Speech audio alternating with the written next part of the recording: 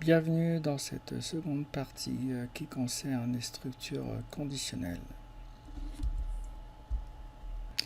On a la première structure alternative qui est si alors. Voilà. Alors la version algorithme et la version algorithme. Donc si une condition est vérifiée, alors on fait un traitement. Si la condition est vérifiée, alors on fait ce traitement-là. Sinon, voilà, on se retrouve juste après le traitement. Un exercice conditionnel, demander un entier à l'utilisateur et si ce nombre est supérieur à 10, on affiche le nombre est plus grand que 10. Donc je vous propose de faire cet exercice sur feuille. A tout de suite.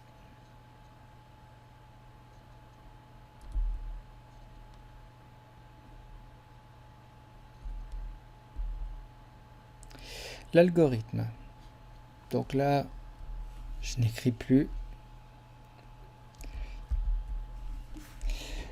Donc que j'ai appelé plus grand. Alors j'ai défini une variable qui s'appelle nombre, qui est de type entier. Alors pourquoi? Parce que je vais demander entrer le nombre et lire le nombre. Alors tout à l'heure j'avais utilisé saisir. Alors lire, saisir, c'est exactement la même chose pour moi.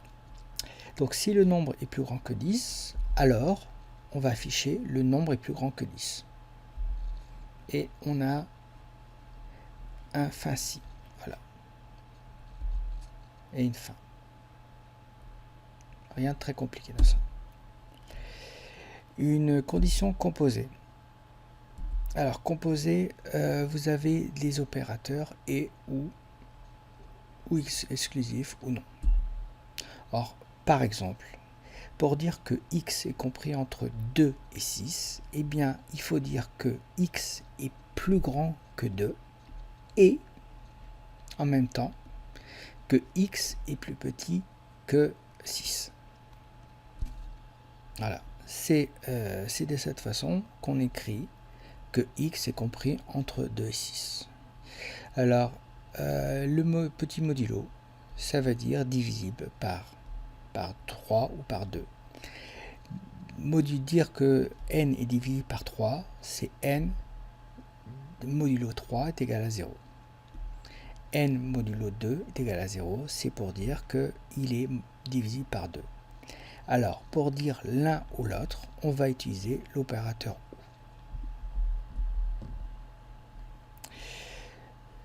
On a vu la structure simple, si alors. Maintenant, la structure alternative. Donc, on a deux choix. Si la condition est vérifiée, alors on fait un ensemble de traitements. Sinon, on fait un autre traitement. Donc, la représentation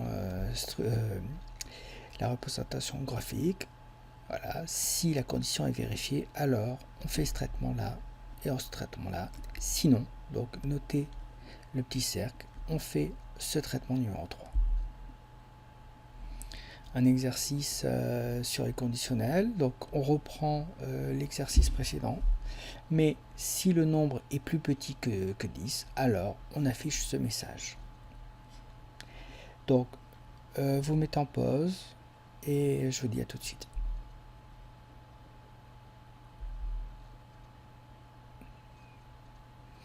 Une proposition de correction. Donc on a notre algorithme, on retrouve notre variable, on redemande le nombre, on lit le nombre. Si ce nombre est supérieur à 10, alors on affiche comme tout à l'heure le nombre est plus grand que 10, sinon on affiche le nombre est plus petit que 10, tout simplement.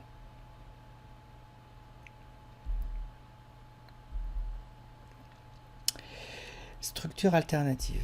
Alors, nous en parlerons très peu dans cette introduction à l'algorithme, mais sachez qu'on peut imbriquer. C'est-à-dire que là, ici, on a une première condition. Si la condition là, alors on fait le traitement.